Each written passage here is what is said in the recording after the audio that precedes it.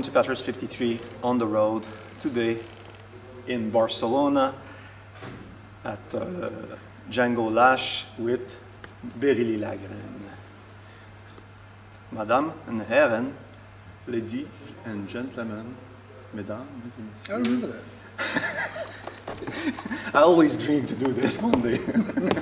That was what the album 15? I think so. Yeah, the president. Or it's so nice to have you here with us. Thanks, man. Beautiful Gypsy project. Many musicians that I talked over the year talk about 2000 with Gypsy project. How that really proper, like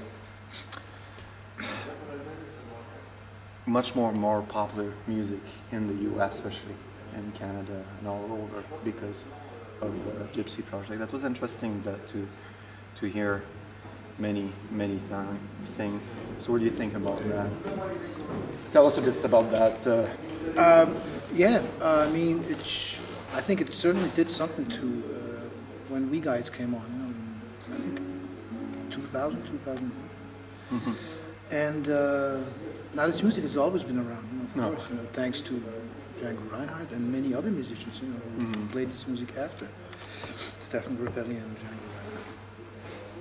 But I don't know, it somehow, you know, it was that thing when it had something to do also with the 50th anniversary of the death of Django, I think. 2003. And that came around that time. Samoa was exploded a bit. Exactly, and you know that whole thing Combination came up to you know, that whole combination made it what it quickly became. You know, a few months after. I mean, I noticed this. You know, I noticed this right away. It was like a huge boom. You know, so all of a sudden, this music was like always compared to the Buena Vista Social Club. You know, so, you know, it just took off all of a sudden, and it still is. You know, Yeah, it still is.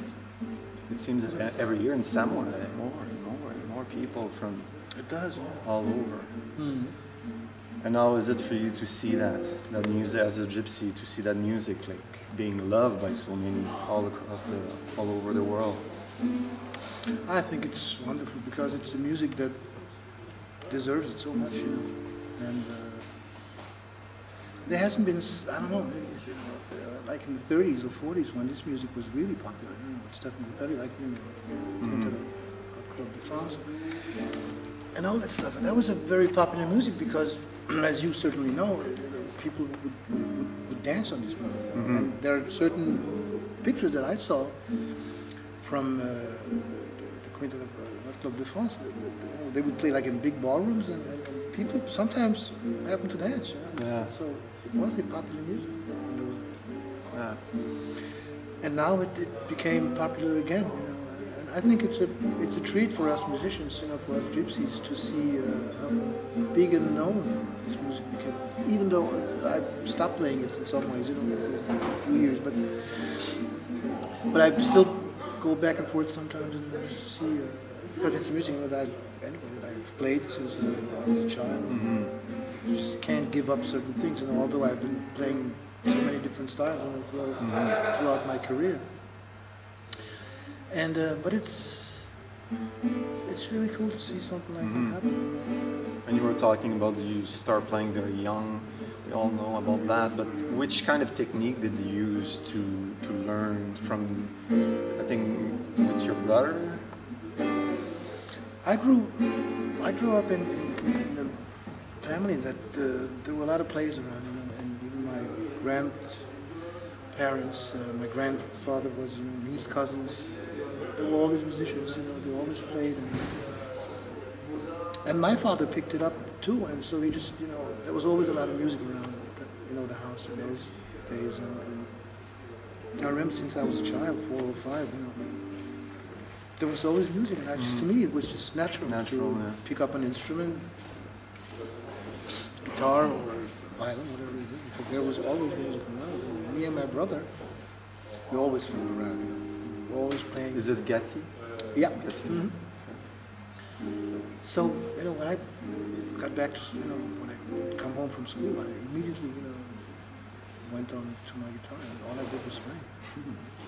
And do you play other things, like piano or? I play a little piano, drums, bass, a little bit of violin. You know, I did that because I needed it and I wanted it. I just didn't feel like playing just one instrument. I think there's much more that you can learn through other instruments. You know? Yeah. And it helped me. You know? So I like to include those different instruments, you know, into the guitar in order to try to make it maybe sound like a violin once in a while. You know? Chord-wise, I try to play stuff, you know, that comes from the piano and so. You know, so it's quite an interesting thing. Any advice for new lover of that music that want to play? Advice? I don't know. It's always hard to say. It's, you know, I mean, there's one thing, you know, listen to the stuff, of course, you know, to that kind of music. And we need, you know, enthusiasm and you know, just, you know, try to play it and try to play that style as close as you can. And that's all. And practice. Do you still practice, or you don't need to anymore? I sometimes lay off, believe it or not. Yeah. It makes me feel better as a musician, because practicing every day is like, I mean, depends when you're like, you know, before your 20s or in your mid-20s, depending what you want. You know, if you're a classical guitar player or violinist, then you have to practice every day, I guess. Even though those musicians, they need to lay off too, you know, sometimes, but there's people who need vacations too. So, but I like to just put the guitar into a corner and not touch it, like maybe, you know, 2 weeks or something. And then It's fresh again. getting back on it again. Yeah. And practice a little bit, you know. Practice like an hour and a half a day, and that's way enough. And then if I practice, I don't even practice like, you know, practicing scales, or I just improvise. Just you know, play, just in order to get me going and to preserve that certain fluidity, you know, whatever it is. When you improvise, what do you think of? Like, can you think about something else, or you need to? Unexplainable. Yeah, it must be. Yeah. You can't explain what you feel in that particular moment, because it's just, you know, it's like It's a capsule. you can't even catch it, you know, yourself, because it just, you know, boom, there it was. You know? Then you have to be somewhere else again at the same second. So it's like a thing, you know, of multiple seconds and stuff that happens all around them, especially in jazz, you know, which is probably the greatest improvisation music, you know. Yeah. You know, needless to say. So, but I don't know where or what I'm thinking. I mean, I'm thinking about the tune, about the sequence of the chords of the tune, you know, and stuff like that, in order to be right in there. But other than in that particular moment, I'm thinking of, well, playing it slower, faster, or playing more feeling into it. I mean, you can do this, of course, you know, depending on what mood you are or what tune, you know, whatever you play. But that's about it. And a whole lot of concentration. Must be, yeah. Yeah. And any other kind of music that you like? Classical, I'm sure. Yeah. Other thing? I like rock. I like, you know, pop music. Some of it. I have really nothing against it. You got to be open-minded. Yeah. Well, it's obvious in the way you. I mean, you can hear it when I play. I mean, there is so many stuff that goes through the way I play. It can be, I don't know, everything. Just whatever I heard when I was a kid. It's just there, and it's like I don't know. I use it, you know, when I'm playing just in order to, I don't know, keep it up to date. Any young player that you see to become some? Yeah, there are. And not only Manouche style, you know, there's one guy, I just played with him in Budapest a few weeks ago. His name is Andreas Farhadi. Of course, no, he's like 17. Incredible. Then you got, you know, our French guys in Paris, you know, Adrien Moignard, all these fabulous guitar players, you know, Sébastien Gignac. Unbelievable. They know how to improvise too. Everybody that I interviewed that played with you in the past, like Ono, all mentioned something about you that is, you're funny. I'm funny. Yeah, that's all what they say. When we look, yeah. I look like I make you laugh. No, because your face, when you, especially with the video we see when you play, and you know when you talk, you know, is he mad? Is he not? But everybody said you're funny. No, I'm funny as hell. Man. Yeah. But you know, once you're on stage, you have to be concentrated. Yeah. And that maybe maybe I don't laugh as much as I should. It's all about concentration and to give the audience something. Now sometimes I make laughs with the audience too. Okay. I start, I'll tell a story. But in my private life, I'm incredibly funny. Yeah, that's why. You tell It's good for jokes the or spirit. something? Also, yeah. Yeah. Any other hobby? Hobby that you, like Django was fishing? Depends, man. You know, usually when I'm at home, I like to watch TV, like just keep myself updated about what's going on in the world. Mm-hmm. Of course, as we all do. We're all concerned about certain things. But then I like watching films a lot. Huh? I'm a pretty much film eater. Which kind? Like the French cinema or the? Not that much. No. Not that much. You know, like mostly some American movies. You know, like not the latest action hero kind of stuff. You know, stuff like Godfather. Oh yeah, that's a good one.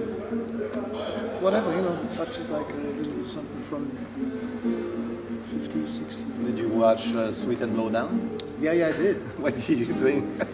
I couldn't believe it, you know, because some people might notice it because the story, it's about Django, actually. You know, you see him, playing pool. Because Woody Allen is a big fan of Django. Right. So Woody Allen must have read that book, you know, that Charles Delaunay maybe wrote, you know, in those days. And then, you know, like that scene with the half moon. That was Django's idea. Yeah, exactly. So, really funny. Just to finish, can you tell us about Babik? Babik and, Oh, Babik, yeah. because you were very close. We were like brothers. Yeah. Like brothers. Yeah. I met Babik in 1982. 82. I was a teenager. And we stuck together until we died. We used to play a lot together.